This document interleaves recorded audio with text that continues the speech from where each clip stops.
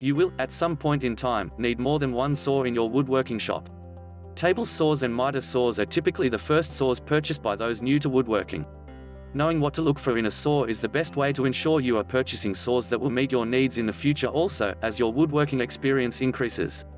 Consider the following when choosing woodworking saws. Table saws are often the first power tool purchased for a workshop and are, indeed, an important tool. Saws come in 120 or 240 voltage. A saw of 120 voltage will run on normal household current, while a 240 voltage saw requires a dedicated circuit which can be run by an electrician. A saw with 120 voltage is sufficient power for most home workshops. Professionals generally choose the higher power saw. In addition to the power of the motor, you should also consider the direction of the tilt and whether it is left or right.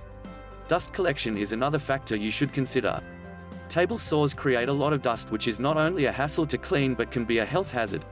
Finally, look for a fence that is easy to use, adjustable and accurate. Another type of saw is the miter saw, which is important in that it cuts angles quickly and precisely. There are hundreds of miter saws available on the market. Reading reviews can provide you with good information to help you narrow down what miter saw is best for you. They are great saws for larger sized projects, such as replacing the trim on your house or for use with furniture making projects. These saws can be used on a stand or on the ground, but a stand is the better choice when there is a lot of wood to cut. Woodworking jigs are also an important part of many woodworking projects. They save time while also increasing accuracy.